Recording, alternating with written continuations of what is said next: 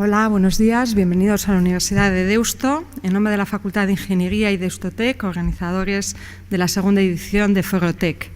En las jornadas Forotec nos venimos planteando mirar en la ingeniería y su importante relación con el mundo en que vivimos, en positivo y para construir de la mejor manera posible el mundo de mañana. Desde la ingeniería, hija del ingenio, nos hemos propuesto ingeniar el futuro. Y además nos hemos propuesto hacerlo poniendo siempre en el centro no la tecnología, sino los valores, que son los que han de movernos.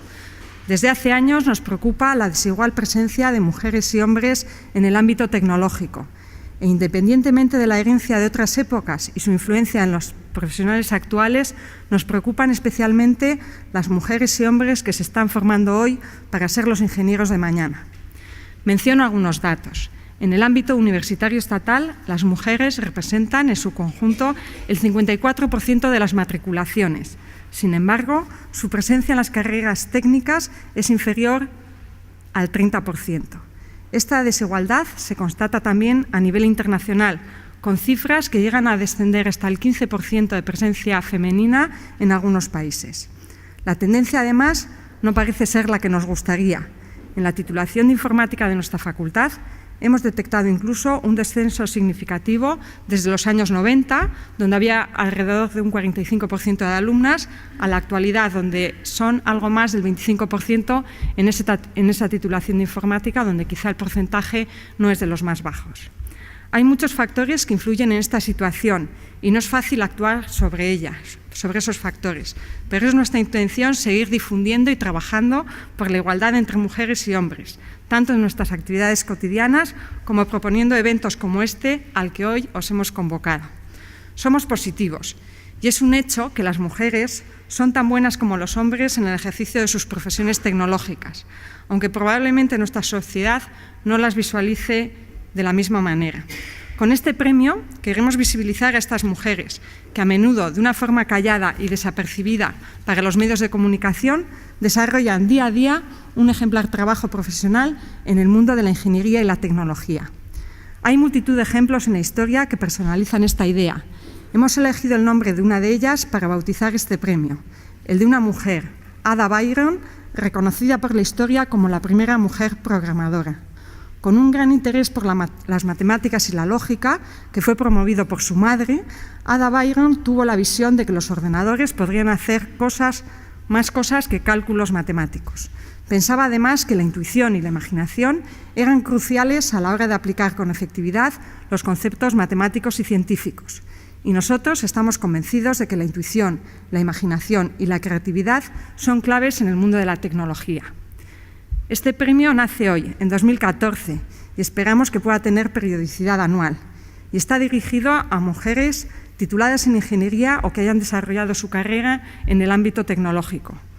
Con esta iniciativa, además de reconocer y visibilizar a las tecnólogas, queremos también normalizar la presencia de las mujeres en el mundo tecnológico, que su ejemplo sirva para despertar y consolidar vocaciones tecnológicas en las niñas y las jóvenes.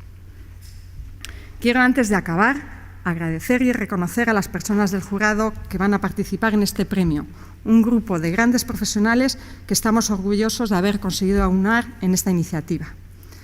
También quiero agradecer el patrocinio del Banco Sabadell guipuzcoano y la colaboración de IK4, Emakunde, la Diputación Foral de Vizcaya, el Ayuntamiento de Bilbao, el Ministerio de Economía y Competitividad a través de la Fundación FECIT e Innovasque. Sin ellos, habría sido imposible iniciar esta aventura. Y por último, voy a agradecer su presencia a Inés Sánchez de Madariaga, directora de Unidad de Mujeres y Ciencia del Gabinete de la Secretaría de Estado de Investigación, Desarrollo e Innovación del Ministerio de Economía y Competitividad, que nos ilustrará con su conferencia Claves para incorporar las políticas de género en instituciones, una visión europea. Para introducir a Inés, contamos con la presencia de Miren Bego Urrutia Barandica, directora de Política Científica del Gobierno Vasco, y de Izaskun Landaida, directora de Emakunde, a las que agradezco su participación en el premio y en este evento. Sin más, cedo la palabra a Miren Bego.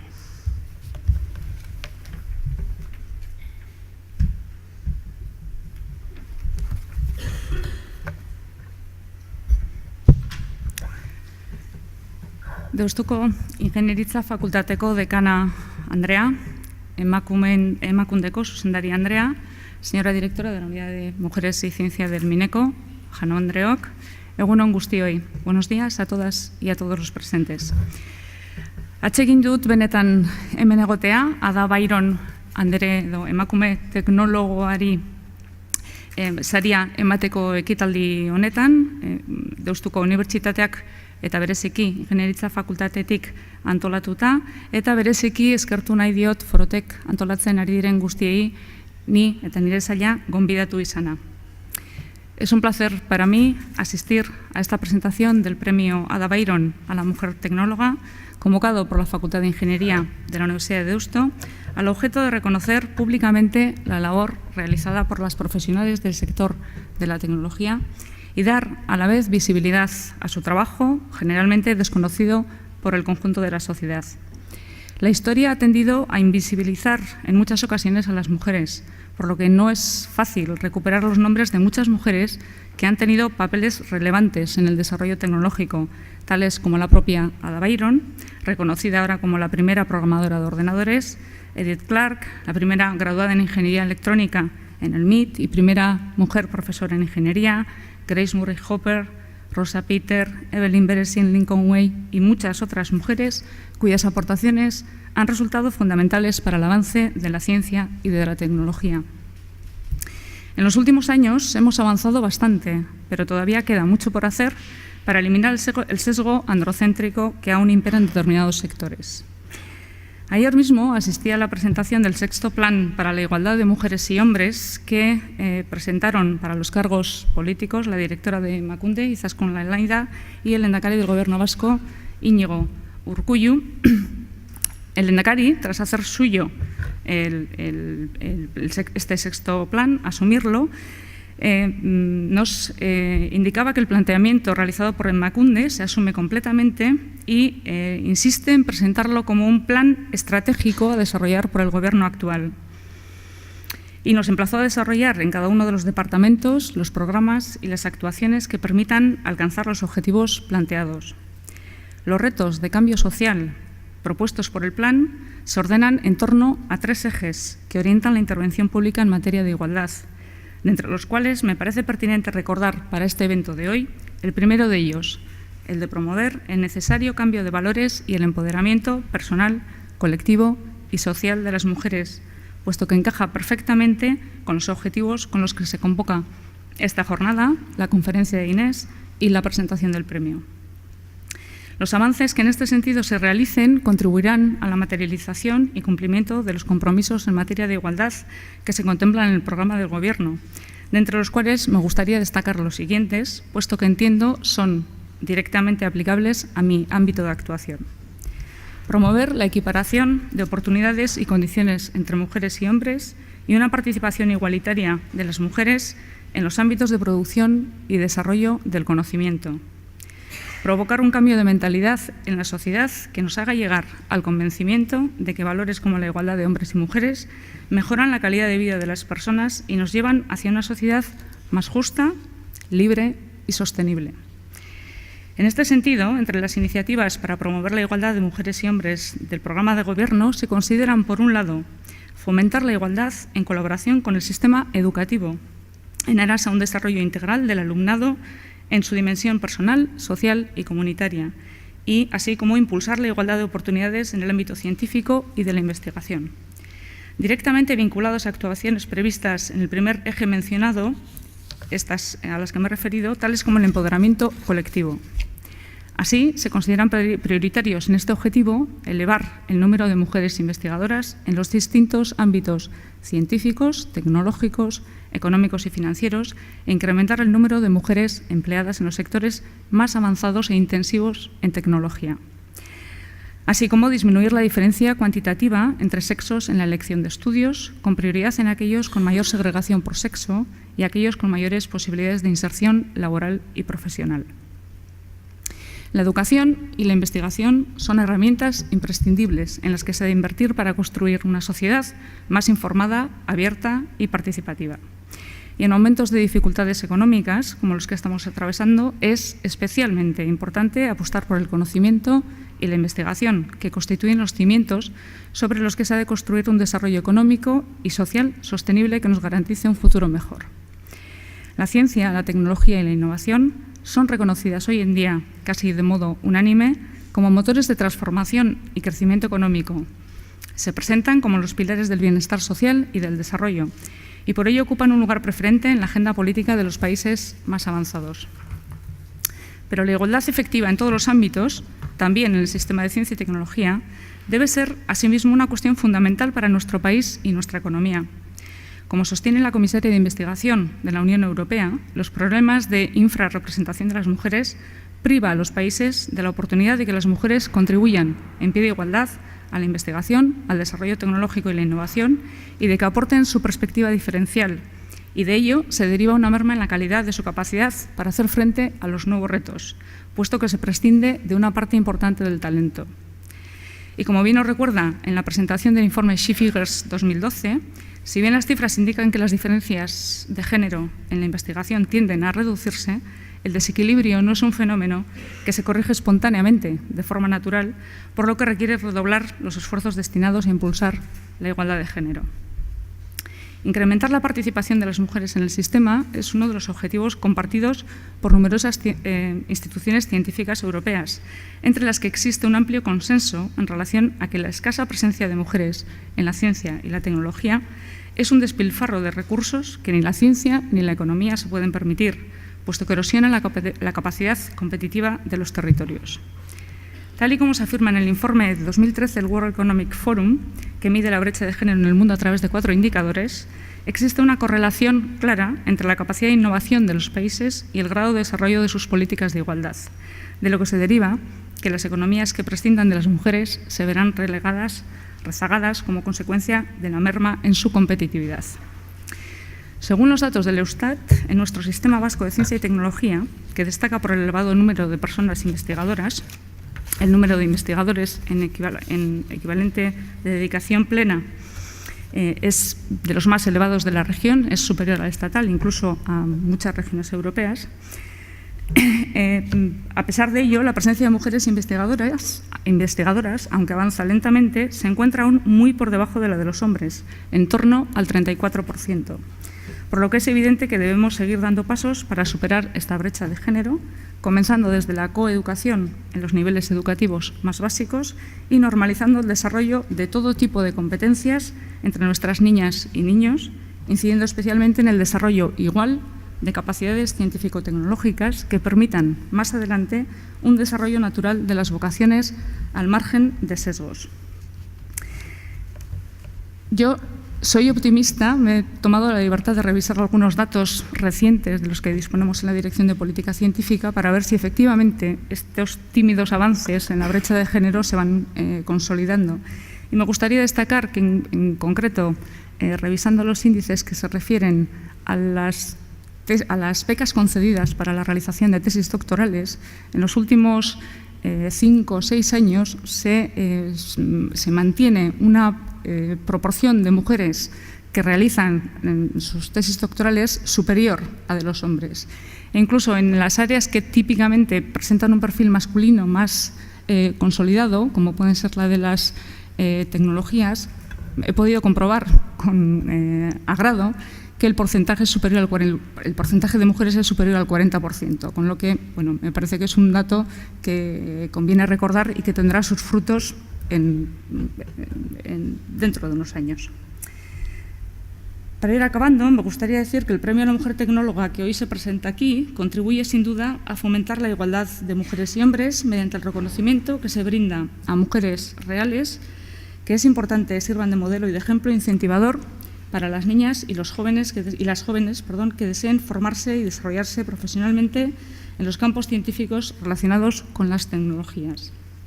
El premio se enmarca además en un programa más amplio de eventos de difusión tecnológica que tienen por objeto resaltar la importancia de la tecnología para el crecimiento económico y su valor para la sociedad, dentro de los cuales se pretende dar especial visibilidad a la labor de las mujeres y destacar modelos femeninos que contribuyan a fomentar vocaciones tecnológicas en general y de las mujeres en particular. Si bien este premio presenta carácter estatal, espero que el hecho de que se promueva desde uno de los agentes del Sistema Vasco de Ciencia y Tecnología y más concretamente desde una de las 3 universidades que conforman nuestro sistema universitario, contribuya a difundir una imagen cercana y real de las mujeres tecnólogas en general y de las vascas en particular, que sirva de modelo y de referencia para nuestras niñas, para nuestras jóvenes y que puedan desarrollar sus vocaciones con normalidad y naturalidad. Confío en que la participación sea elevada, en especial la de nuestras tecnólogas. Espero que el jurado tenga mucho trabajo y un trabajo complicado de selección y espero y deseo que la iniciativa alcance los objetivos propuestos, puesto que la sociedad en su conjunto se beneficiará de los mismos. Eskerrik asko.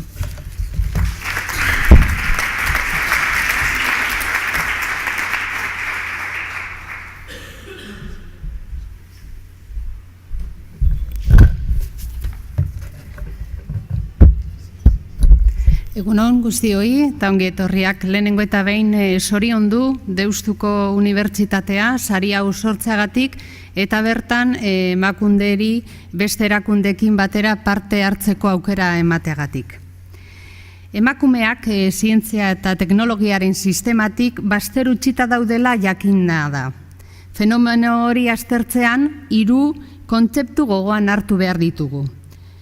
Eta hau beti. Ikasketak hautatzerakoan generoak eragiten duen erralda. Arlo honetan nagusitzen den androzentrismoa eta lan merkatuan emakumeek dituzten zailtasunak. Jakintza zientifikoa androzentrismoaren gainean eraikita dago eta ikuspegi horrek ez ditu aintzat hartzen emakumeen jakintza eta esperientzia. Bestetik kontuan hartu behar da lanbidean aurrera egiteko emakumezko zientzilariek eta teknologoek topatzen dituzten oztopoak. Gainerako arloetan ere izaten dute emakumeak oztopoak eta zailtasunak, baina arlo honetan are gogorragoa izan da emakumeentzako bazterkeria. En las últimas décadas se está produciendo un importante proceso de mutación, derivado de la incorporación generalizada de las mujeres al mercado laboral, de su participación a todos los niveles educativos y de su mayor acceso a la formación, a la cultura y a los ámbitos de toma de decisiones. Este proceso, sin embargo, no se ha visto acompañado al mismo nivel por una transformación global de la sociedad. Hace falta, pues, remover estructuras, descubrir nuevas vías que nos permitan la confluencia de los intereses y de las necesidades de las mujeres con los de la propia sociedad y con la manera de organizarse de esta. Necesitamos transformar para mejorar, es decir, innovar. Y esa es precisamente la característica fundamental de los movimientos de mujeres que durante la historia han luchado por cambiar las reglas de juego, por corregir el desequilibrio de nuestra sociedad, por equilibrarla, por nivelarla, por modelarla hasta convertirse en un espacio más justo y, en consecuencia, más habitable. La incorporación de la igualdad pasa hoy también por la adecuación de la educación a una sociedad en la que se han de tener en cuenta las aportaciones científicas de las mujeres, en la que hay que corregir los mecanismos de promoción y de evaluación que, pudiendo parecer neutros, discriminan colateralmente a las mujeres en el ámbito de la investigación académica. Todo ello para evitar la pérdida de talento.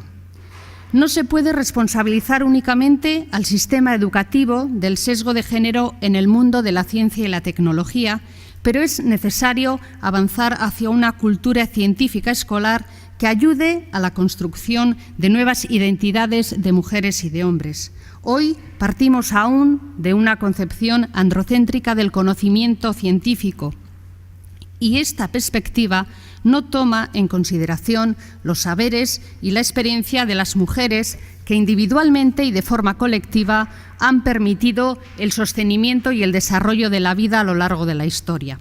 Hay que incorporar la dimensión de género a la ciencia. Otro factor importante, cuando se analiza el papel de las mujeres en la ciencia, son las dificultades con las que las mujeres científicas y tecnólogas se encuentran para la promoción profesional. Unos obstáculos, como decía anteriormente, con los que se topan también otras mujeres en el resto de ámbitos profesionales. Pero hay que decir, respecto a la ciencia, que las mujeres han sido excluidas con más fuerza que en otros campos. Pero aún así existen mujeres extraordinarias, mujeres que es necesario visibilizar. Necesitamos referentes, que otras mujeres, otras niñas tengan referentes y vean en la ciencia y en la tecnología su camino a seguir. Y es uno de los objetivos que pretende precisamente este premio. La innovación, la incorporación de la igualdad pasa también por crear estructuras en los ámbitos empresariales, por garantizar la presencia equilibrada de las mujeres en los órganos de toma de decisión, por analizar los motivos de los bajos porcentajes de las mujeres en estos espacios y por recuperar el valor de las mujeres para la sociedad. Las políticas de igualdad se convierten, por tanto, en un elemento de innovación social.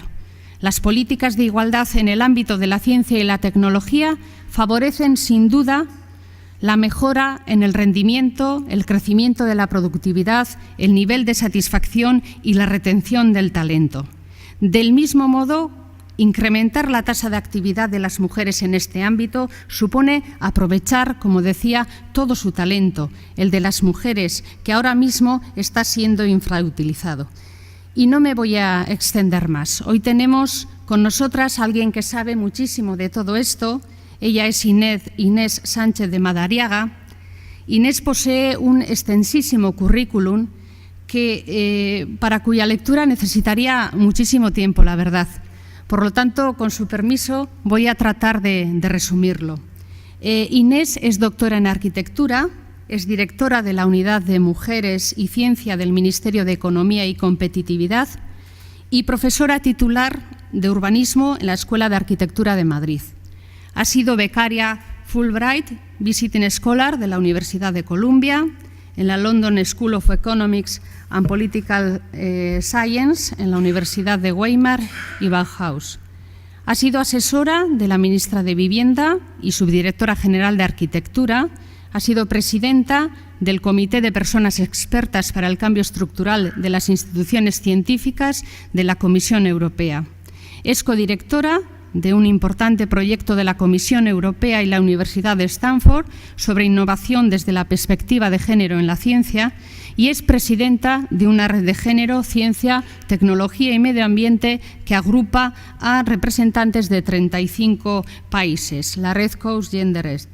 Inés nos hablará de las claves para incorporar las políticas de género en las instituciones. Seguro que tiene cosas interesantísimas que contarnos. Y sin más, Inés, es tuya la palabra. Gracias. Eso es un trabajo. Oh, perdona. Vale. Yo me...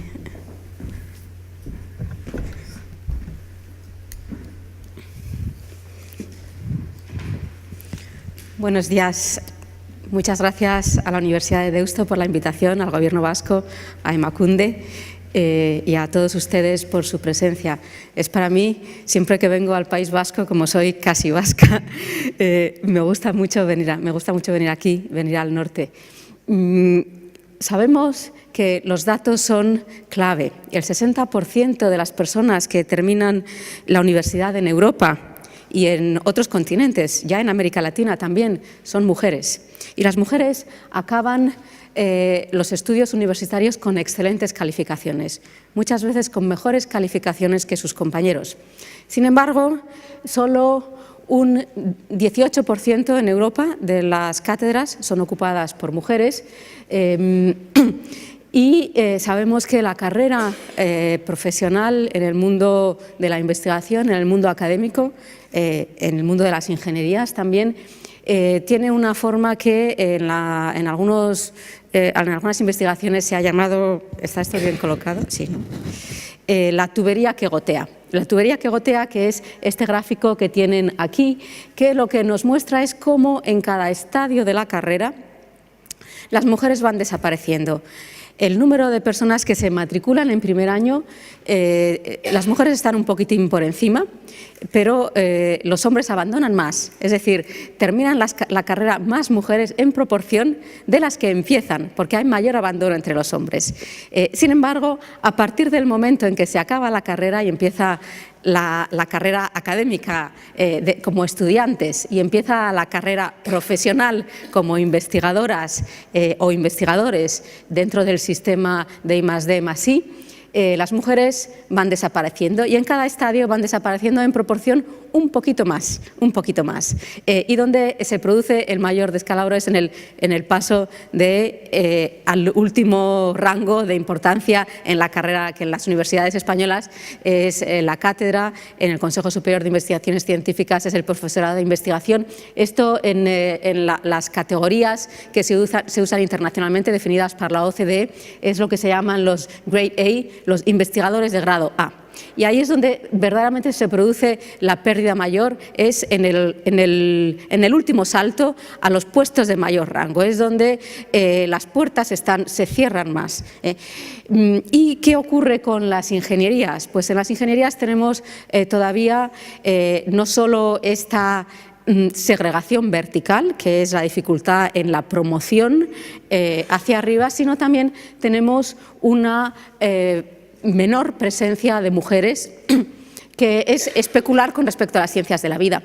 Esto que vemos aquí en las ciencias de la vida, en los primeros estadios es igual, en el final es prácticamente el mismo e incluso peor. Hay menos catedráticas en algunos campos de ciencias de la vida, como por ejemplo pediatría, obstetricia y ginecología, donde no hay ninguna catedrática en todo el país. En ingeniería estamos bastante mejor en proporción, teniendo en cuenta que casi el 80% de las personas que acaban pediatría y obstetricia y ginecología son mujeres. Sin embargo, aquí lo que vemos en este gráfico, que proviene de las estadísticas europeas, She Figures, o sea que estos son datos medios de la Unión Europea, vemos que el número de mujeres que se embarcan en una carrera en ingeniería está en torno al 30%. Vemos también aquí que son más las mujeres que acaban que los hombres, como un 4% más de mujeres se convierten en ingenieras en proporción con respecto a las que iniciaron la carrera, pero después se van desapareciendo hasta que están con una presencia de prácticamente el 8% más o menos en el mayor rango.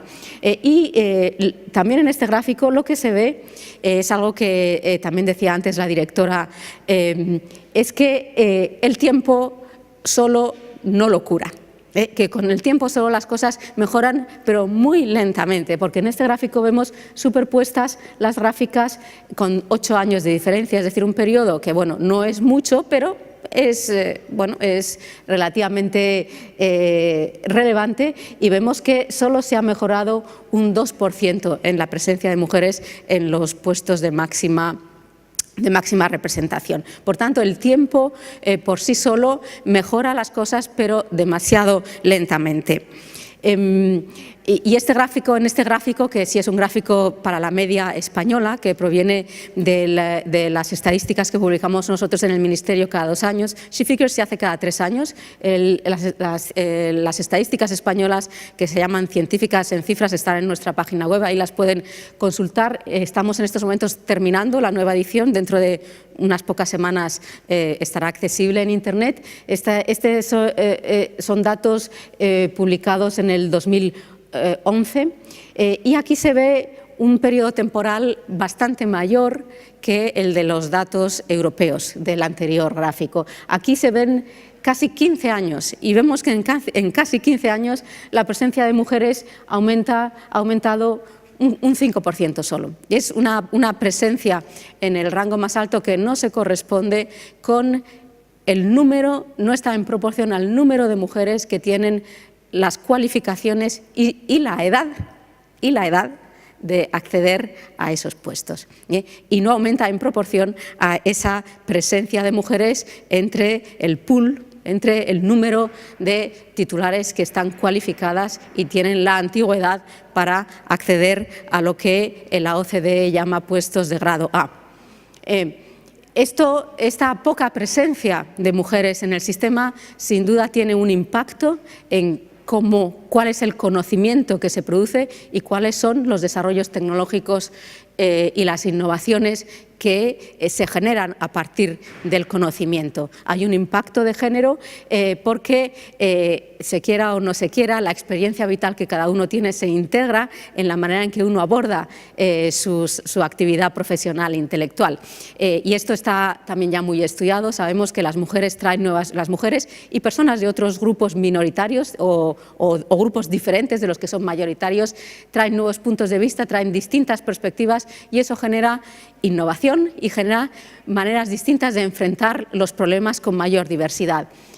Un caso de estudio que ilustra esto es el caso de estudio, es el campo del transporte, donde sabemos que cuando los ingenieros de transporte, que es un campo mayoritariamente masculino, abordan, estudian y planifican las políticas de transporte, están pensadas de acuerdo a lo que son patrones de movilidad típicamente masculinos, que es una movilidad pendular mayoritariamente de la vivienda al lugar de trabajo y vuelta, si acaso con algún salto, alguna actividad de ocio o deportiva, pero que no se hace cargo de esa multiplicidad de tareas que se corresponden con la experiencia vital más propiamente y todavía mayoritariamente estadísticamente, que es la experiencia vital de las mujeres, que es el ir a trabajar, sí, ciertamente, pero también atender a los niños, llevarlos al colegio, llevarlos a actividades extraescolares, ocuparse de un familiar mayor o enfermo, etcétera. Y es una movilidad, la movilidad que, como digo, es todavía mayoritariamente femenina, es una movilidad de tipo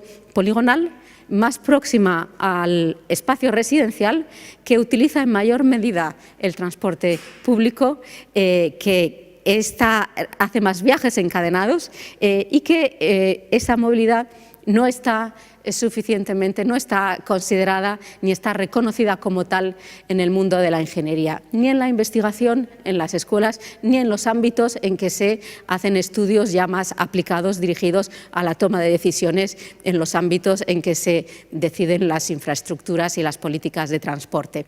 Una innovación en este sentido es el concepto de la movilidad del cuidado, que cuando uno mira todos estos viajes que se hacen para prestar atención y cuidar de la familia y los contabiliza y los cuenta, porque hoy en día no se cuentan como tales, están escondidos bajo otras rúbricas o sencillamente no se cuentan. Es realmente sorprendente ver cómo la mayor parte de las encuestas de transporte, una gran parte, no contabilizan los viajes a pie de menos de 15 minutos. No los cuentan porque no son relevantes para el diseño de infraestructuras de transporte de las que normalmente diseñan los ingenieros y están pensados con otros objetivos, no necesariamente para tener en cuenta esta movilidad cotidiana. Pues sacar esto a la luz es algo que permite, que puede venir de esta integración de la dimensión de género en la investigación. Poco antes de incorporarme al Ministerio, en una red de investigadoras de mi campo europeas, desarrollamos, a partir de unas contribuciones que hicimos en un congreso en el año 2008, pusimos en marcha este libro que acaba de salir el año pasado, donde se hace un estudio de cuáles son las experiencias de integración de la dimensión de género en el urbanismo y en el transporte en Europa. Este es un tema que también aparece muy claramente en muchos otros campos del conocimiento. Ejemplos que son muy conocidos, que provienen todavía y que sorprendentemente siguen siendo un tema, porque no está resuelto convenientemente todavía, aunque ya se sabe que esto es así desde hace muchos años, en el campo de la salud, donde la dimensión de género se suma de manera muy evidente al análisis de sexo, porque lo que es la biología en la salud es absolutamente relevante. Se entremezcla con cuestiones de género y hay aspectos que son más propiamente género, pero el tema de lo que es propiamente biológico en el campo de la salud es evidentemente un aspecto básico. Y sorprendería saber que, aunque el gobierno americano en el año 93 promulgó una ley por la cual la investigación que recibiera fondos públicos del gobierno americano tenía que obligatoriamente esta investigación dirigida a la investigación al desarrollo de nuevos fármacos tenía que hacer sus ensayos clínicos con muestras de hombres y de mujeres, de animales machos y animales hembras, y de hombres y de mujeres. Esto solo es obligación legal desde el año 93 en Estados Unidos. Pues bien, en Europa todavía no es algo que esté sistemáticamente ni legislado ni aplicado, y una gran parte de los fármacos que se sacan al mercado todos los años no se han testado en mujeres. Y esto tiene un impacto económico, porque la retirada del mercado de fármacos que ya están comercializados tiene un coste económico muy importante. En Estados Unidos, del número de fármacos que se retiran anualmente del mercado por causar impactos negativos en la salud de las personas, un porcentaje desproporcionadamente mayor tiene impacto negativo mayor en las mujeres.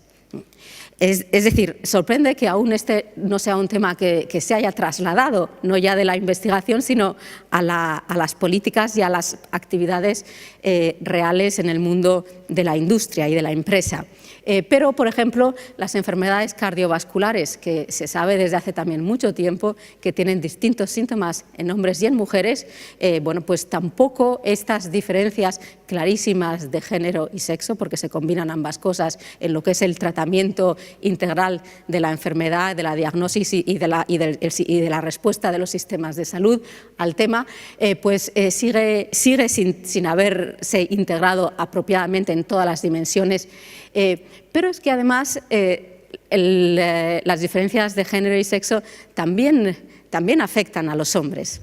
El ejemplo, que es un ejemplo especular de lo que es la enfermedad cardiovascular, para el caso de los hombres es la osteoporosis, que está tradicionalmente conceptualizada como una enfermedad típicamente femenina, de mujeres posmenopáusicas, pero es que a partir de los 70 años, ahora con la esperanza de vida mayor esto es cada vez más importante, un porcentaje muy alto de los hombres se rompen la cadera. Y lo que la nueva investigación nos está mostrando es que cuando los hombres mayores se rompen la cadera, el porcentaje de supervivencia en el primer año es solo del 50%, que es un porcentaje de supervivencia muy inferior al de las mujeres en la misma situación. O sea que es un tema muy relevante para la salud de los hombres, y que la falta de una integración adecuada de la dimensión de género y de sexo en la investigación y en cómo el sistema sanitario responde a estas patologías tiene un impacto que en este caso es negativo para los hombres. O, por ejemplo, otro caso que es más directamente vinculado con el interés de la Escuela de Ingeniería, que es el tema de los cinturones de seguridad. Los cinturones de seguridad que, en caso de accidente, matan al feto. Y cada día hay millones de mujeres embarazadas que conducen en el mundo. Y que tienen un impacto y que en ningún país está obligatoriamente desarrollado el que los fabricantes de automóviles tengan que integrar maneras alternativas de incorporar un artefacto que pueda garantizar la seguridad de una mujer embarazada al volante sin poner en riesgo la vida del feto. Los únicos países donde se han desarrollado este tipo de cinturones son los escandinavos, pero no hay en ningún país una obligación. Fíjense ustedes la cantidad de artefactos y de cosas tecnológicas que uno puede escoger cuando se compra un coche. Resulta sorprendente, cuando menos, que a los fabricantes no se les ocurra que pueda ser efectivamente un plus el ofrecer una manera que sea segura para las mujeres embarazadas el conducir con un cinturón que, en caso de accidente, sepan que no va a causar daños al feto. Bueno, las causas de esta situación, las causas son múltiples. Hay mucha investigación ya sobre por qué cuáles son las causas de la poca integración vertical, es decir, en los puestos altos, y de la escasa integración horizontal, es decir, en ciertos campos, notablemente las ingenierías y algunos campos de las ciencias experimentales como la física o las matemáticas. Sabemos que hay estereotipos, los estereotipos o los esquemas, aquí hay psicólogos que saben de esto.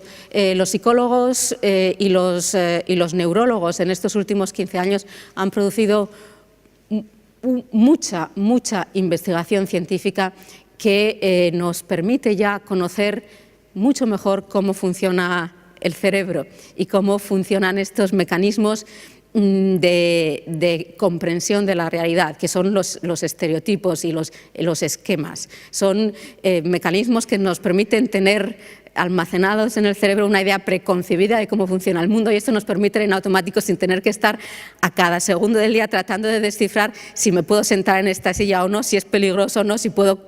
y estos esquemas que simplifican la realidad, estereotipos, tienen su utilidad, pero también tienen su lado negativo. Y en el caso del género son una razón, son un mecanismo muy estructural básico de estas dificultades con que nos encontramos las mujeres en cómo nos integramos pues en este caso en el mundo de la ciencia y la tecnología, pero en cualquier otro aspecto de la vida profesional o de la vida pública. Los estereotipos nos dicen que el científico, el investigador, el ingeniero responde a un modelo predeterminado, que es el que se difunde en los medios de comunicación, es el que se difunde en los manuales, es el que se difunde en el aula, es el que sin querer y sin darnos cuenta difundimos nosotros mismos y nosotras mismas de lo que debe ser y de lo que chirría, de lo que no pertenece, de lo que no está en su sitio.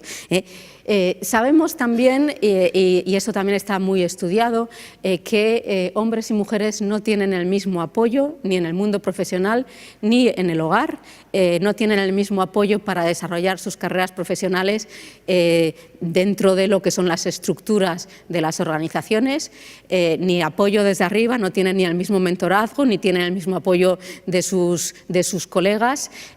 Por eso las redes son importantes, las mentorías son importantes. Se ha hablado mucho de los Old Boys Networks, seguramente habrán oído hablar mucho de esto. Y tampoco las mujeres tienen el mismo apoyo en casa, porque la mayor parte todavía de las tareas, los estudios sobre uso del tiempo que publica Eurostat nos muestran muy claramente que sí es cierto que los hombres van asumiendo un poquito más, usando un poquito más de su tiempo cotidiano en tareas relacionadas con el mantenimiento de la vida, y las mujeres un poquito menos y un poquito más en el ámbito laboral, un bastante más, pero menos en el ámbito, en el espacio, en el tiempo de ocio, pero esas diferencias siguen siendo muy grandes, muy grandes. Esto oscila bastante según países en Europa. Italia está mucho peor que nosotros, pero nosotros estamos en la mitad para abajo en cuanto a distribución del tiempo dedicado a las tareas domésticas entre hombres y mujeres. Y esto quiere decir pues, que las dificultades pues, son el apoyo profesional y personal no es el mismo. Y después hay pequeñas cosas que hay muchos estudios que también nos dicen que producen una acumulación geométrica, cosas que parecen pequeñitas, lo que algunos han llamado discriminaciones sutiles o microdiscriminaciones. Por ejemplo, y que empiezan en el colegio. Es muy típico y que en el aula las maestras y maestros dan más la voz a los niños que a las niñas. Cuando a los niños se les anima a intervenir, a ser activos, a las niñas no solo no se les anima, sino que muchas veces se les desincentiva, y en casa también. O en una reunión, todas las que trabajamos lo hemos sufrido, a lo mejor alguna no, pero yo desde luego lo he sufrido, como en una reunión una dice una cosa, no le hacen ni caso, al cabo de 10 minutos lo mismo lo dice un hombre y entonces qué buena idea, y se le da la palabra a él. Y este tipo de cosas, o cómo se invita a los hombres a hablar a las conferencias para dar los speeches, los discursos de apertura o decir los importantes a las mujeres, ¿no? ¿Cuántas grandes conferencias científicas y de ingeniería hay en este país en las que ninguna mujer está invitada o muy pocas están invitadas a dar los discursos importantes? Etcétera, etcétera. Y también en nuestro ámbito particular un dato importante en cuanto a este tipo de barreras y de diferencias es que en las universidades la distribución de carga lectiva también es desigual, y esto en parte puede obedecer a que las mujeres asumen más de motu propio, pero también se ha visto que ese trabajo desigual en cuanto a carga lectiva muchas veces es atribución por parte de los departamentos y de las personas en posición de decisión. Y también muy a menudo las mujeres tienen una mayor carga también formal o informal, impuesta o asumida voluntariamente, de gestión. Y todo esto va en detrimento, por supuesto, de lo que cuenta a la hora de la promoción profesional, que es la investigación y las patentes. Y un tercer aspecto importante que cada vez conocemos más cómo funciona, porque cada vez hay más investigación en Europa y en Estados Unidos, es el sesgo de género en la evaluación del mérito. Aquí también hay una gran cantidad de investigación científica que ha sido producida en los últimos 10-15 años y que muestra que efectivamente no se evalúa igual a los hombres que a las mujeres, y que una gran parte de este sesgo hay veces que puede ser intencionado, pero otras veces es absolutamente inconsciente y responde a los estereotipos de género, a los esquemas mentales que uno tiene en la cabeza. Yo aquí les he puesto referencia a dos estudios publicados en el PNAS, que es el Proceedings of the National Academies of Sciences and Engineering de Estados Unidos, que es una de las revistas científicas más importantes del mundo, y que publicaba recientemente estos dos artículos.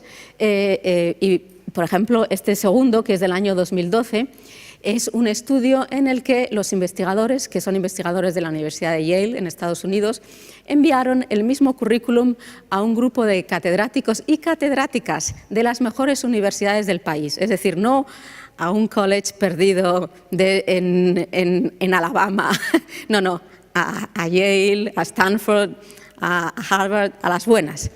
Y el mismo currículum firmado por un hombre, firmado por una mujer. Pues sistemáticamente, tanto hombres como mujeres catedráticos y catedráticas que evaluaban esos currículums, evaluaban con mayor calificación el currículum firmado por un hombre y le ofrecían un salario de inicio. Allí los salarios son negociados, porque no es como aquí, no son salarios negociados, un salario inicial para contratar alrededor entre el 25 y el 30% superior al varón que a la mujer, a igualdad de méritos. Pongo este ejemplo, pero estudios de estos hay muchos que después les puedo dar referencias si alguien está interesado en tener la bibliografía. Y en particular nosotros hicimos, en el Ministerio, hicimos hace 2 años el libro blanco sobre la situación de las mujeres en la ciencia española, y pudimos hacer aquí ese trabajo, lo hicieron unos económetras precisamente de aquí de la Universidad del País Vasco, Sara de la Rica y Juan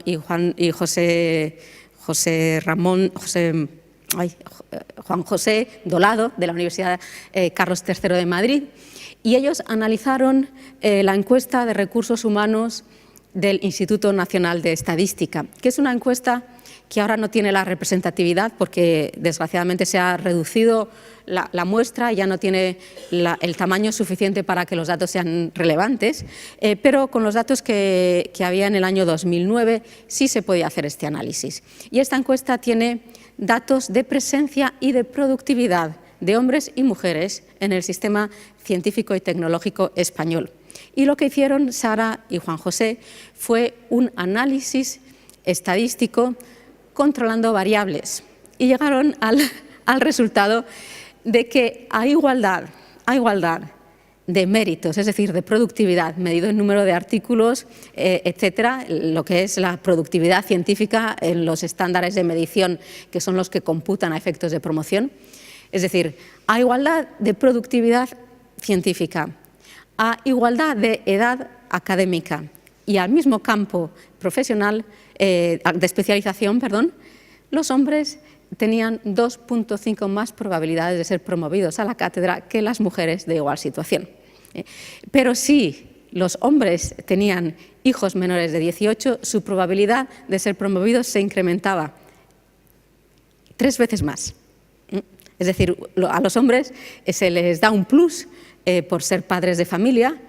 Y curiosamente, bueno, no curiosamente no, es perfectamente, colige directamente, cuando se controlaba, cuando las mujeres eran las que tenían hijos menores de 18, los hombres tenían 4 veces más probabilidades de ser promovidos a la cátedra que las mujeres con hijos menores de 18. Es decir, a las mujeres les resta el tener hijos menores, a igualdad de méritos, que es lo importante. Esto fue un resultado del libro blanco y yo les animo a todos y a todas que hagan hacer a las personas de su entorno y a sus alumnos el test del proyecto Implicit. El proyecto Implicit, que ahí he puesto el logo de su página web, es un proyecto de la Universidad de Harvard que está diseñado por psicólogos y que permite medir en 10 minutos. Bueno, tiene muchas otras cosas este proyecto, pero una de las cosas que tiene son unos tests que se hacen online y que uno puede hacer online y en 10 minutos uno puede medir el propio sesgo de género en el campo de la ciencia y la tecnología. Es un test que te hace responder a muchas preguntas muy rápido, de manera que tú respondes sin que te dé tiempo a pasar por el córtex prefrontal, que es donde está la parte racional del cerebro. Es decir, respondes con lo que realmente respondes en la vida normal, que es en automático, sin realmente desarticular los estereotipos que todos tenemos grabados aquí, en esta parte del cerebro que es con la que funcionamos todavía los humanos de manera mayoritaria. Entonces, esto lo digo así un poco de broma, ¿no? Pero yo lo hice, este test, lo hice y la verdad es que el resultado no es el que me hubiera gustado, es decir, vi claramente que tengo mucho más sesgo en contra de las mujeres en la ciencia del que me gustaría tener. Así que creo que es importante que uno se conozca y que esto se entienda que los sesgos son inconscientes, que son automáticos, pero que existen y que cuando uno los ve y los reconoce y los asumen, es cuando se puede empezar a contrarrestar y a reducir su impacto en nuestra toma de decisiones cotidiana. Y también sabemos que hay cosas que las mujeres podemos hacer más y que no siempre hacemos, porque el mundo profesional valora ciertas actitudes y comportamientos que no son necesariamente las actitudes y comportamientos en que somos educadas o somos socializadas. En este sentido, el libro Lean In de Sheryl Sandberg, la directora ejecutiva de Facebook, es un libro muy interesante con recomendaciones que están en parte basadas en su experiencia personal como una mujer ejecutiva en el mundo tecnológico, pero también basadas en un estudio de toda la literatura. Sheryl Sandberg, al escribir este libro, se ha estudiado toda la literatura científica que hay sobre el tema y la resume muy bien. Me parece que es un libro de referencia muy útil para las mujeres, dirigido a las mujeres, no tanto a las instituciones como a las mujeres, para que una entienda mejor qué es lo que pasa y qué es lo que puede hacer, y conozca la investigación que hay y la experiencia de una mujer que que muestra su trayectoria en este mundo. Y el segundo libro que les pongo, que es un clásico en este campo, de Virginia Valiant, que es una catedrática de Hunter's College en Nueva York, que se llama Why So Slow. Este es uno de los libros que mejor explica el tema de los estereotipos y de los esquemas. Ella es una psicóloga. Todo esto que yo les explicaba antes, aquí está muy bien explicado por una profesional y una de las personas que es el libro clásico. Después se han escrito muchas más cosas, pero sigue siendo un clásico en el tema. Y bueno, pues, ¿cuáles son las políticas que, sabiendo esto, como sabemos que el tiempo por sí solo mejora, pero demasiado lentamente, y que incluso sabemos que también se puede ir para atrás, y de hecho ahora con la crisis estamos viendo que en algunos ámbitos se está retrocediendo, y el número de mujeres que se están matriculando, que están siendo promovidas en ciertos ámbitos más específicos, en lugar de crecer, está retrocediendo. Las políticas son necesarias, y aquí yo les pongo un ejemplo del Consejo Superior de Investigaciones Científicas que creó en el año 2005 la Comisión de Mujeres, y también en el año 2005 incorporó el criterio de que todas las comisiones de evaluación de personal y de promoción tenían que ser paritarias. Sabemos que hay sesgos de género también en la posibilidad de promoción a la cátedra según el sexo de los miembros de la comisión evaluadora. Sobre esto hay un estudio hecho por investigadores de FEDEA. FEDEA es una fundación de economía aplicada muy prestigiosa. Un estudio de estos investigadores para el caso español que muestra cómo estas diferencias según el sexo de los miembros de la comisión evaluadora son muy relevantes en la promoción al rango más alto, a la cátedra, no así en la promoción al primer escalón, a la titularidad. En la promoción a la titularidad no hay prácticamente diferencia. En la promoción a la cátedra, el estudio que hicieron, les digo exactamente cuál es la muestra para que vean también cuál es la relevancia estadística. Es muy importante ver cuáles son los ejemplos y de dónde vienen los datos. En este caso, lo que estudiaron estos investigadores de FEDEA fue una base de datos muy extraordinariamente relevante a efectos estadísticos, que es la base de datos de las personas que concursaron a la habilitación, se llamaba, a las habilitaciones, ¿sí? Entre el año 2002 y 2007, en el sistema nacional, en esos 5 años en que estuvo funcionando un sistema nacional de habilitación. Ustedes recuerdan bien cómo era este sistema, no lo voy a explicar aquí, que era un sistema por sorteo. La composición de los comités evaluadores por sorteo eran 7 personas, concursos nacionales. Pues bien, el resultado de este estudio es que por cada miembro varón del tribunal, de 7 personas, una mujer candidata a una cátedra tenía un 14% menos de probabilidad de obtener la cátedra, a igualdad de méritos, a igualdad de productividad. Multipliquen ustedes 14 por 7, eso da 90 y algo. Es decir, la probabilidad de que una mujer sea promocionada a la cátedra en un tribunal, en este caso, íntegramente masculino, tiende a 0. Y en España tenemos 22 áreas de conocimiento, según el catálogo de áreas de conocimiento, que bueno, este catálogo cada vez se usa menos, pero sigue estando ahí y sigue siendo el que nos clasifica efectos docentes. Hay 22 áreas de conocimiento, entre ellas muchas ingenierías, y algunas importantes de medicina, como las que mencionaba antes, y traumatología también, donde no hay ni una sola catedrática. Y hay muchas otras catedráticas que no tienen ninguna con los 3 sexenios necesarios para figurar en esos tribunales. Con lo cual, se pueden ustedes imaginar que la probabilidad de ser promocionada a la cátedra es muy remota según y con qué reglas. Por lo tanto, el cómo se fijan las reglas y qué requisitos se imponen puede tener unos efectos de género, y esto hay que tenerlo en cuenta a la hora de hacer evaluaciones de impacto de género, porque los requisitos que haya en cada sitio tienen un impacto de género diferenciado.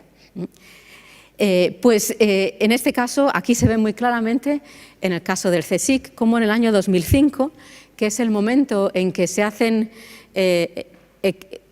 se incorpora la representación equilibrada por género en las comisiones de contratación y de promoción, se ve un clarísimo punto de inflexión en la promoción, la raya azul, que es la promoción a lo que llaman el grado A o profesorado de investigación, equivalente a las cátedras.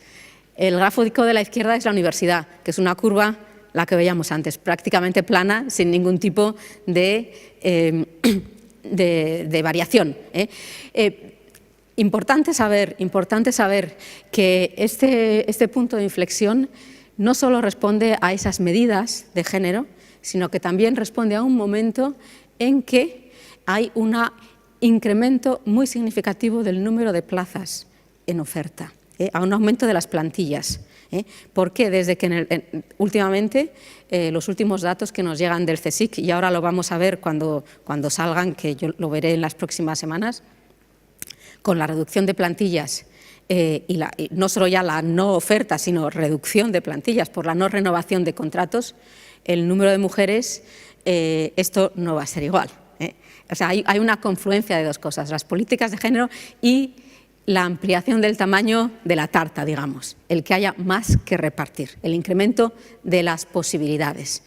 Cuando hay pocas posibilidades, no está tan claro que el impacto de las políticas de género pueda ser tan claro como aquí. O tendrían que ser políticas de género mayores que el simple hecho de la creación de una comisión de mujeres que produce datos, los hace visibles, hace ver que aquí hay un tema y la presencia equilibrada en comisiones.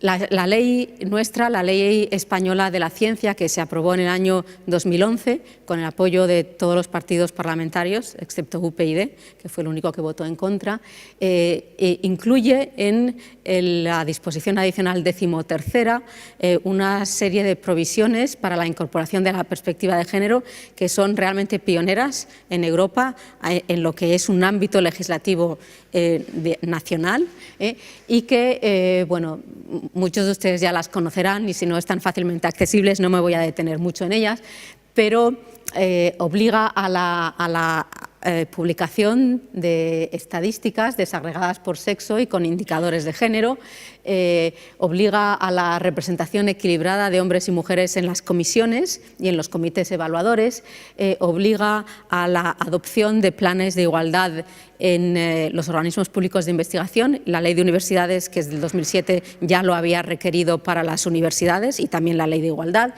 Que a su vez tanto la Ley de Igualdad como la Ley de Universidades obligan a que las universidades tengan una unidad de género. La ley habla de la obligación de integrar la dimensión de género en los contenidos de la investigación, esto lo estamos ahora desarrollando, y también a que exista un programa específico de investigación sobre género y mujeres, y también a que las instituciones creen mecanismos para suprimir sesgos y barreras a las carreras profesionales de las mujeres. Y en el ámbito europeo, en el año 2011 se publicó este estudio, que es el resultado de un grupo de expertos que yo presidí, con recomendaciones dirigidas a las instituciones científicas, o sea, a las universidades o a los organismos de investigación.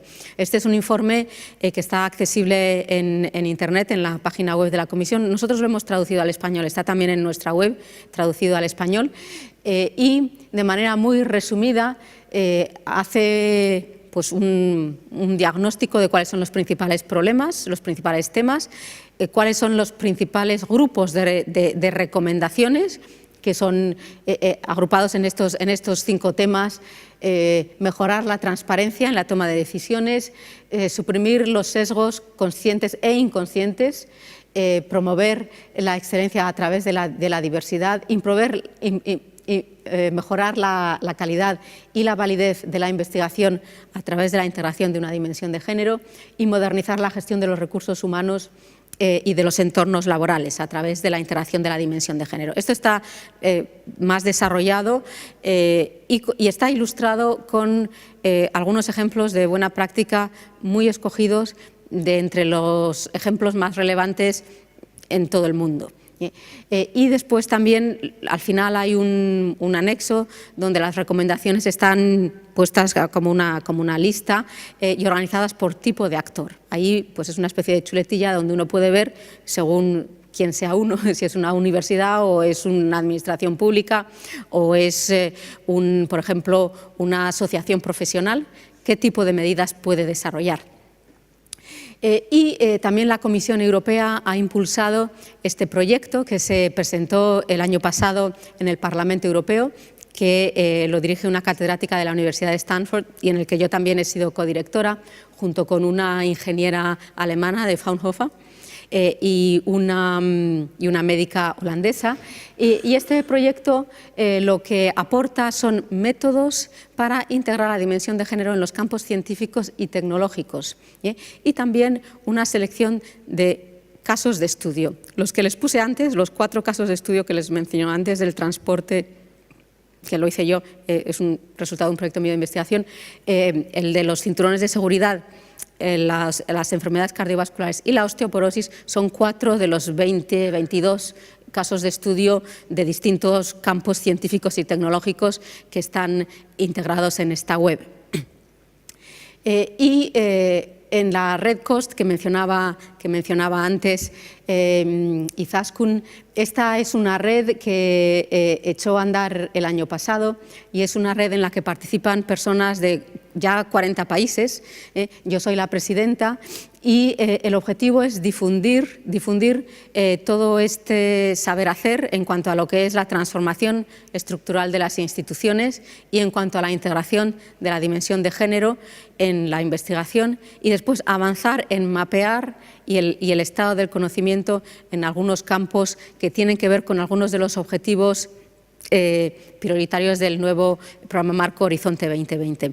El programa marco Horizonte 2020, que conocerán ustedes que se ha aprobado recientemente y que es el programa de financiación a la investigación en Europa, integra el género en estos 2 aspectos y de una manera transversal y desde el principio.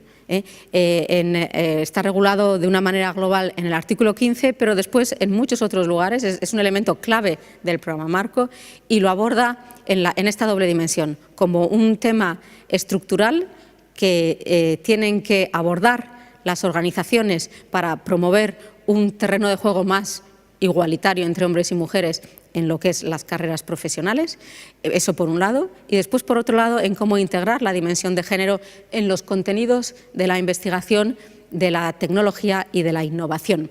Y esto es lo que, en lo que estamos trabajando en esta red, es en difundir todo este saber hacer desde los países y las organizaciones que tienen más experiencia hacia otras partes de Europa, y no solo de Europa, porque tenemos miembros de Oriente Medio y del norte de África y algunos países incluso de América Latina, y últimamente va a participar también gente de universidades americanas que va a financiar la National Science Foundation de Estados Unidos. Es decir, es una red donde se van a intercambiar experiencias y el objetivo principal es promover esta difusión hacia aquellos ámbitos con menor experiencia.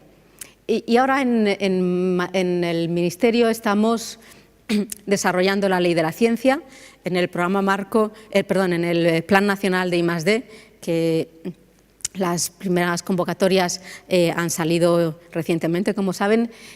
Se ha incluido el género como un tema. Hay una pregunta en el formulario al que los investigadores tienen que responder. Tienen que decir si el género es o no relevante. Esto el programa marco europeo lo tiene un poquitín más desarrollado y bueno, hay herramientas para que a disposición de los investigadores. Lo que el programa marco europeo dice es consulte usted esto para que le dé pistas, ¿no? Y da la referencia a la web de Gender Innovations. El nuestro es una pregunta más corta, pero al menos esto hace que los investigadores tengan que plantearse el tema y le da la visibilidad, y quien sepa y se empezará a incorporar. Esto es un proceso que llevará su tiempo, pero les voy a poner un ejemplo de cómo esto tendrá su impacto, ¿no? La persona de Fraunhofer, Martina Schraudner, que es codirectora del proyecto de Gender Innovations, ella, cuando el programa marco europeo, el 2006, que fue el primero que integró una pregunta similar a esta sobre díganos usted, en los formularios de los proyectos, díganos usted si el género es o no relevante. Los alemanes dijeron, uy, pues esto hay que hacerlo, vamos a nombrar a una persona que se ocupe de esto. Y entonces a Martina, esto me lo ha contado ella, la nombraron Fraunhofer conocerán ustedes, es la organización de investigación aplicada más importante de Europa y seguramente una de las más importantes del mundo. La nombraron a ella para que se ocupara de eso en las propuestas que la organización iba a presentar al programa Marco Europeo. Bueno, pues al cabo de 7 años ella es directora de un departamento de género y diversidad con 40 personas que están trabajando en género y diversidad dentro de Fraunhofer. O sea que el impacto de una simple pregunta puede ser grande. Esto lo hemos incorporado en el Plan Nacional y también estamos apoyando a los organismos públicos de investigación que dependen del Ministerio, el CSIC, el Instituto de Salud Carlos III, el CIEMAT, el INIA, los 9 organismos públicos de investigación que tienen que adoptar sus planes de igualdad. Les estamos ayudando, desarrollamos las estadísticas y participamos en las europeas. La parte del programa que se llama FEM, que es el programa, es una parte del Plan Nacional que financia la investigación sobre género y mujeres, ahí está, dentro del Plan Nacional. O sea que aquellos entre ustedes que quieran investigar sobre género y mujeres, este es un programa que está incorporado al Plan Nacional desde el año 2009 y ahí sigue. Y por ley tenemos la obligación de mantenerlo, porque esto está recogido en la ley. Y bueno, pues apoyamos a los investigadores en materia de género, pues les ayudamos, les damos pistas a participar, sobre todo en las convocatorias europeas. Y el género es uno de los 7 principios básicos de la Estrategia Española de Ciencia y Tecnología, que es el marco de política más amplio en el cual se inserta el Plan Nacional. Y participamos en un buen número de iniciativas europeas. Yo soy la representante de España en el grupo de Helsinki, que es el grupo sobre género y ciencia que asesora a la Comisión Europea en esta materia, y he tomado una parte muy activa en cómo el género se ha integrado en Horizonte 2020 y en el Espacio Europeo de Investigación, el ERA, que el ERA también integra el género como uno de sus 6 principios horizontales básicos. Bueno, de alguna de estas cosas ya les he hablado, pero sí, estamos poniendo en marcha ahora un proyecto que se llama GenderNet, en el que participan gobiernos, las ERANET. Esta es una ERANET. Los ERANET son uno de los instrumentos de financiación a la investigación del programa Marco, que lo que financian es la colaboración entre organismos de financiación a la investigación nacionales. También los gobiernos regionales pueden participar, o sea, al sector público, que es el que define las políticas de investigación y financia la investigación. Y el objetivo de este proyecto es poner en común la experiencia y desarrollar actividades conjuntas.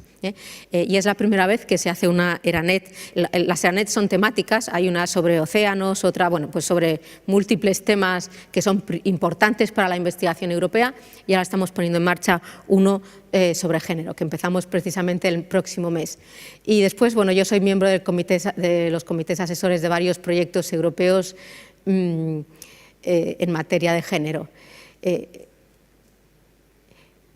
Colaboramos con otros ministerios en los distintos planes de igualdad que tienen que ver con nosotros. De interés para ustedes quizás sea el plan de igualdad en la sociedad de la información, que se lidera desde el Instituto de la Mujer, pero en el que participan varios ministerios con competencias relacionadas, el de industria sobre todo, pero también nosotros, la red de igualdad en los fondos estructurales, en las que yo sé que aquí el Gobierno vasco y Emakunde son muy activos, y la Agenda Digital Española y el programa de ciudades de Smart Cities, que este es un tema que también está teniendo bastante prioridad en Europa, y en esto también estamos participando. Ya para terminar, el reconocimiento de las mujeres es una de las mujeres que han tenido o que desarrollan sus carreras con mayor o menor éxito. Muchas veces el éxito se construye con pequeños reconocimientos, ¿no? Merton, un sociólogo americano en los años 60, teorizó acuñó un término que es el efecto Mateo. El que más tiene, más se le dará, es como una bola de nieve. Un pequeño reconocimiento significa se incrementa casi solo. Y el que un pequeño reconocimiento atrae otro más grande, y después ya vienen solos. Y al que no tiene nada, nada se le da. El que tiene se le dará, al que no tiene se le quitará. Por eso, un premio como el que se está poniendo en marcha aquí es tan importante, porque es muy importante reconocer. El reconocimiento tiene un efecto también que va en proporción geométrica, y es un efecto acumulativo. Y este reconocimiento es el que normalmente no se da a las mujeres. No se les da porque no se compite en igualdad de condiciones, porque hay estos sesgos negativos, bueno, todas estas cosas que hemos estado viendo. Y un premio que da visibilidad a una, bueno, abre camino, se tiene que acompañar de muchas más cosas, pero me parece que es una cosa muy importante, porque el reconocimiento es precisamente lo que tantas veces se ha negado a las mujeres, muchas veces pasivamente, pero muchas otras veces activamente. Yo, para terminar, les voy a proyectar 3 imágenes de 3 mujeres que han sido las 3 pioneras en su campo, una extranjera, 2 españolas, y que las 3 fueron en su momento no olvidadas, sino activamente negado su mérito, activamente ocultada. El primero es Cecilia Payne Gaposchkin, que es totalmente desconocida, y ella fue en el año 25 la primera mujer, una mujer astrónoma que escribió su tesis en la que decía que el elemento fundamental del universo era el hidrógeno. En aquel momento, el mayor experto de aquella época en este tema dijo que no, que eso no era cierto, y no se le reconoció para nada, se abandonó, nadie sabe. Pero 5 años después, este mismo señor publicó un artículo con su nombre donde decía que el principal elemento que componía el universo era el hidrógeno. Y esta señora fue ella la que primero lo dijo, y su idea fue apropiada. Esto es algo que todavía desgraciadamente ocurre, y tenemos que estar muy al tanto para que estas cosas pues dejen de repetirse. La segunda es la primera arquitecta española que era de origen vasco, aunque nacida en Madrid, pero era Matilde Ucelaima Ortua, que fue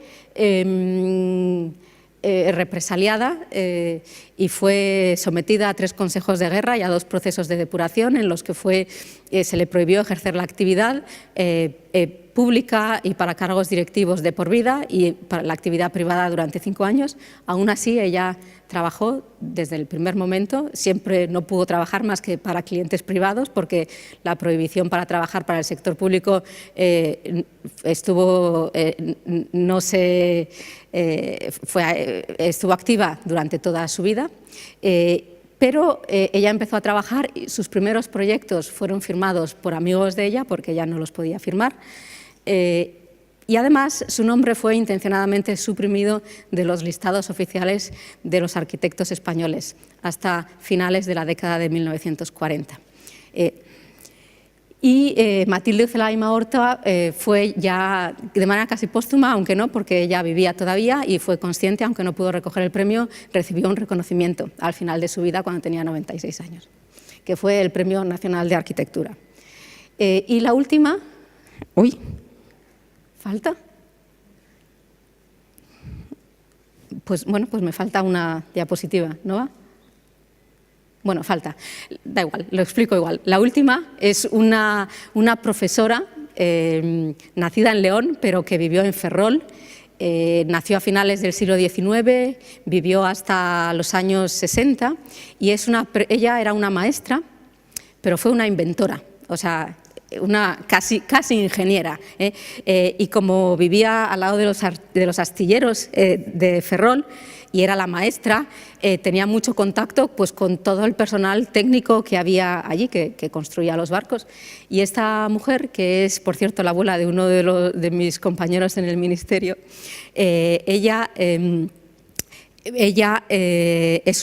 desarrolló un libro mecánico Un libro mecánico que, para evitar que los niños cargaran con los libros al colegio, desarrolló un libro mecánico que es un precursor del libro electrónico. Este libro está hoy en el Museo de Ciencia y Tecnología en Galicia, y ella recibió una oferta de Estados Unidos para patentarlo allí, pero no quiso, porque ella decía que quería traerlo a su tierra. Claro, en aquella época en España, y más una mujer, difícilmente podía haber, pero la realidad es que el invento de este libro automatizado, digamos, recibió interés de instituciones en los Estados Unidos que le ofertaron la patente allí. Lo patentó en España, allí le ofrecieron, pero ella no quiso ir para allá. Así que nada, con estos ejemplos, pues creo que esperemos que las personas que reciban los premios que vais a dar con esta iniciativa, pues continúen con estos antecedentes y sirvan para atraer a las chicas a que vengan a estudiar ingeniería en vuestra escuela, y no solo en vuestra escuela, aquí en el País Vasco y también en España.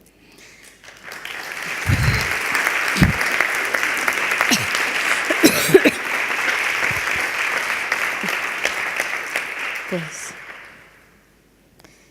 ¿qué hacemos? ¿Nos sentamos? ¿Nos sentamos, no? ¿No? ¿Nos sentamos? ¿Nos sentamos? ¿O no?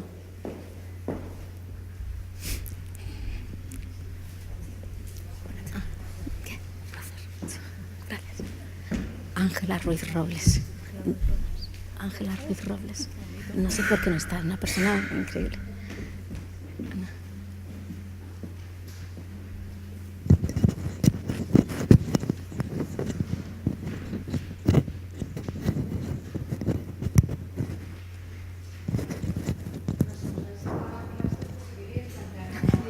Si no nos vamos a tomar un café. Nada. Sí.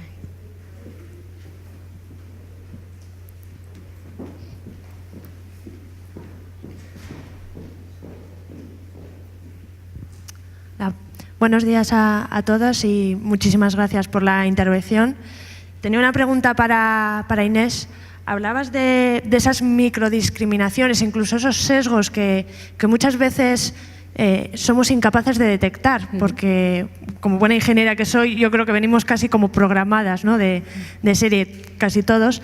¿Cómo hacemos para detectar eso en nuestro día a día y en nuestras organizaciones? Pues yo creo que es muy importante conocer la literatura científica sobre el tema, que como decía antes es extensa. Y yo ponía ahí simplemente dos referencias que dan una cobertura bastante amplia: el libro de Virginia Valiant, para entender cómo funcionan esos mecanismos psicológicamente y con muchos ejemplos, y después, y es un libro que es ya del 99, es un libro que tiene ya 10 años o 15, tiene unos añitos, pero es un libro que explica muy bien cómo funciona esto, y pone muchos ejemplos también. Y después el libro de Sheryl Sandberg, que lo mismo, hace también un repaso. En la web de Gender Innovations hay una pestaña donde también se listan los principales estudios científicos sobre sesgos de género en la investigación. Entonces ahí tenéis las referencias y una pequeña frase que resume el contenido de cada uno de los estudios. O sea, que yo creo que lo primero es conocer lo que ha llevado mucho tiempo, reconocer a los investigadores que han estudiado, porque hay, lo decía antes, sobre todo psicólogos y neurólogos que han estudiado cómo funciona el cerebro, cómo eso se traslada a las acciones y a los comportamientos. Y después toda la gente que ha estudiado cómo funciona, cómo eso se manifiesta en el mundo laboral. y en particular en las universidades, que es un mundo laboral, es un universo que tiene sus ciertas especificidades, ¿no? Entonces, cuando lo lees, pues se te encienden lucecitas, o sea, es que dices, uy, esto. Así que yo lo que recomendaría es dar a conocer la literatura. Y a lo mejor pues se pueden preparar unos resumencitos, unos folletos, unos pequeños manuales de esos que hacéis en el Instituto de la Mujer. Tenéis muchísima experiencia en cómo hacer pequeños manuales de cómo identificar este tipo de cosas que como forman parte de nuestra construcción del mundo, no nos planteamos hasta que no nos lo ponen delante, ¿no?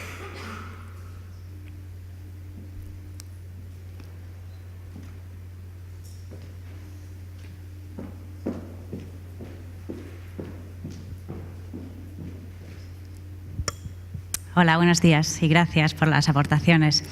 A mí me gustaría saber, hemos hablado sobre todo del ámbito profesional y de las carreras investigadoras, y en el ámbito de la educación científica y de las vocaciones, ¿qué podríamos hacer? Y muchas veces los profesores nos piden herramientas, más que conocimiento, herramientas, para que entre las niñas y las chicas despierten, o más bien no descarten, ciertas opciones y carreras, y que posteriormente en el ámbito profesional vayamos avanzando y dando pasos. Bueno, para hacer esas cosas hay que saber previamente por qué ocurren, hay que entender cómo funcionan. ¿Está funcionando este? ¿Sí? Hay muchas cosas que se pueden hacer, y hay que hacerlas seguramente, como es un problema que tiene muchas facetas, hay que abordarlo de distintos ángulos. Dicen los estudios nos dicen que las vocaciones se definen muy temprano y los estereotipos se forman pues en la primera infancia, O sea que hay ciertas cosas que realmente donde hay que actuar es en la escuela primaria, y los padres forman un papel tienen un papel fundamental, y después toda la cultura en términos más amplios, incluidos los medios de comunicación, ¿no?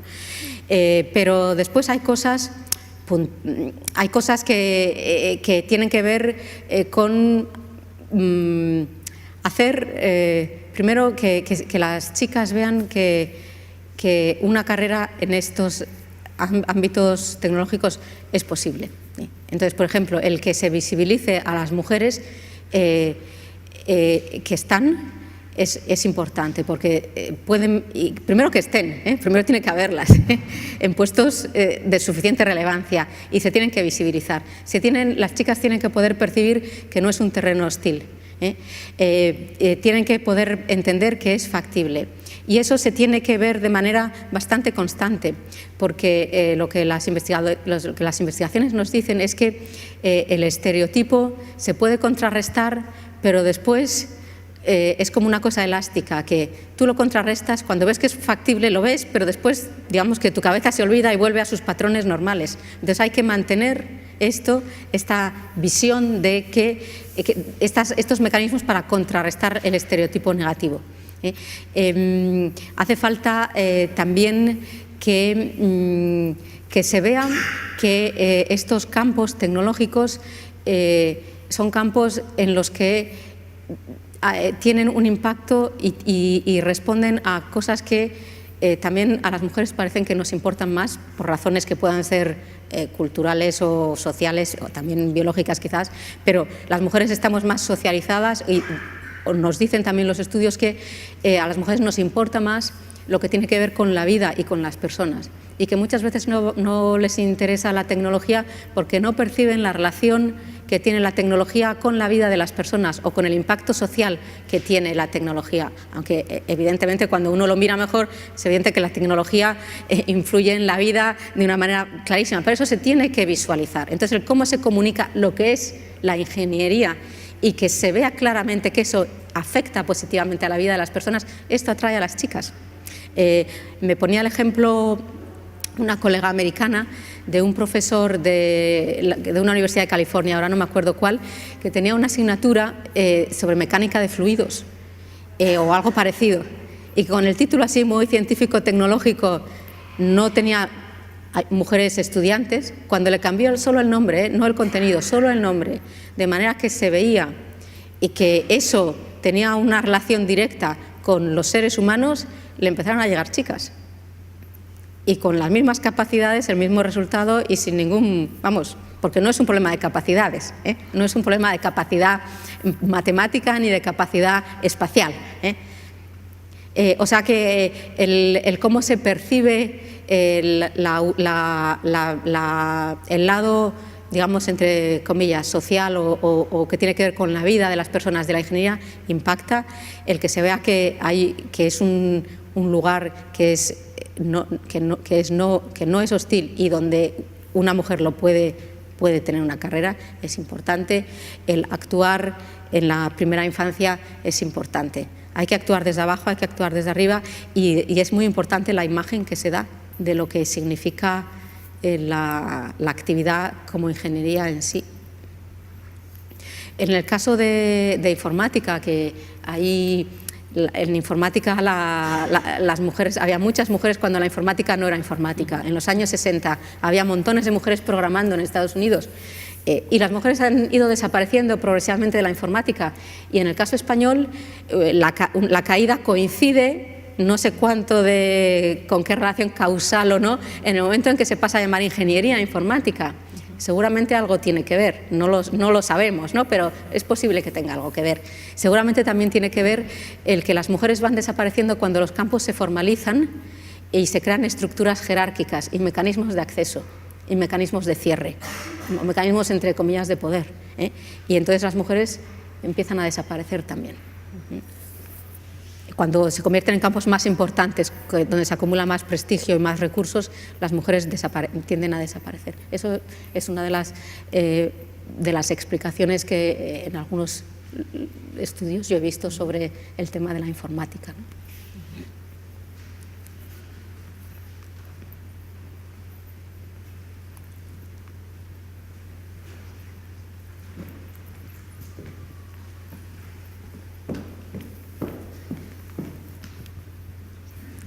Mira, dijimos, por lo menos aquí en Euskadi, al principio de la crisis, que no podía servir la crisis de excusa o de disculpa para no seguir avanzando en políticas de género. Por lo que has comentado en algunos datos en vuestro campo, ¿crees que vamos a encontrarnos con que, o a nivel de Estado español, que esa no es la realidad, que realmente la crisis en el campo de la tecnología va a ser mucho más dura con las mujeres en el campo de la tecnología, en el campo de la ciencia? Bueno, con la crisis lo que está pasando es que esto es pura... No tengo los datos, no los tengo todavía. Es una pura percepción anecdótica de lo que veo, ¿no? Parece que las mujeres están perdiendo presencia en puestos de responsabilidad. Yo he visto alguna encuesta sobre presencia de mujeres en puestos directivos en el sector privado y desde que empezó la crisis la presencia proporcionalmente es menor. Eso sí, ahí sí he visto datos.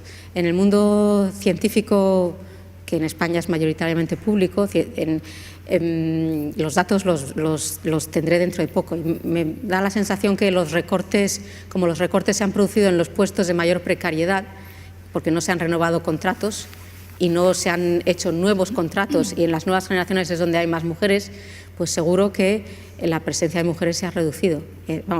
Tiene toda la pinta, lo vamos a ver. Pero al mismo tiempo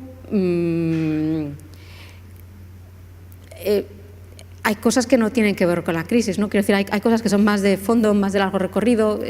Quiero decir, el atribuir las causas de manera directa e indirecta es complejo, ¿no?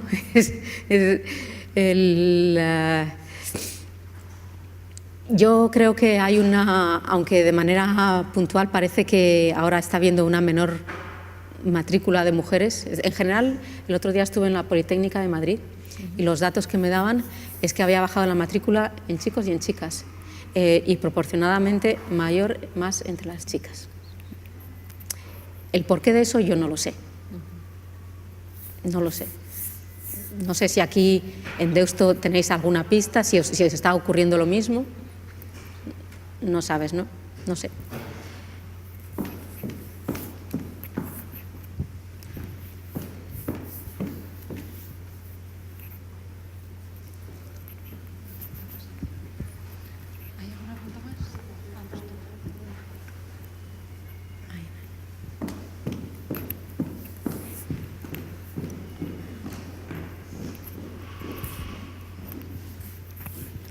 Hola, Egunon.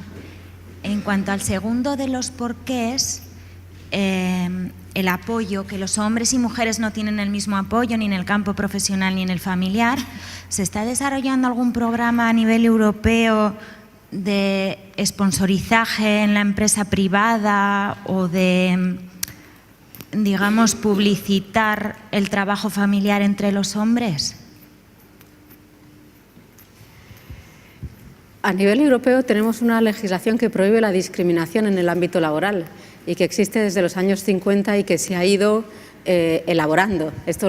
Creo que esta pregunta seguramente la puedes contestar mejor tú que yo, Izaskun, porque se escapa al ámbito puramente científico, es un ámbito más de política. No sé si la quieres contestar tú. No, simplemente, no sé si así se oye. Te doy este. Ahora, vai, marcato. Simplemente es un aspecto en el que hay que incidir y que tiene una importancia trascendental, ¿no?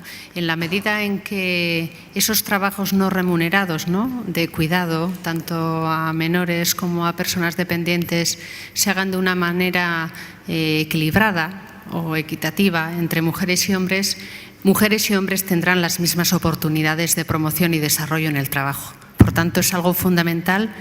Es también uno de los ejes estratégicos de nuestro sexto plan de igualdad, incidir en esa necesaria corresponsabilidad.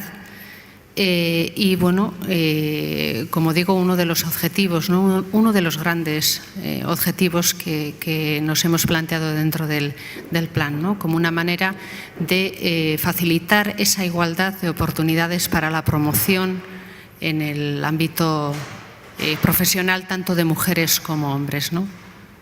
Fundamental trabajar. Muy bien, muchas gracias a todos. Yo creo que vamos a cerrar ya el turno de preguntas, no porque no haya más, sino para respetar un poco la planificación del tiempo que habíamos hecho de todos. Quiero agradecer a Miren Bego, a Izaskun y a Inés su presencia aquí, a todos vosotros también. Y bueno, no voy a dejar de pediros que promocionéis el premio entre hombres y mujeres, porque no solamente ellas pueden presentar su candidatura, que quizá no lo hagan, sino que podemos presentar los demás candidaturas de mujeres tecnólogas. El plazo está abierto hasta el 20 de marzo, luego no hay mucho tiempo. Pensad en ellas, difundid las bases y animaros a presentar candidaturas o a que otros lo hagan por ellas, porque a veces ellas igual no se animan. Y nada más, muchas gracias a todos y nos seguiremos viendo. Hasta luego.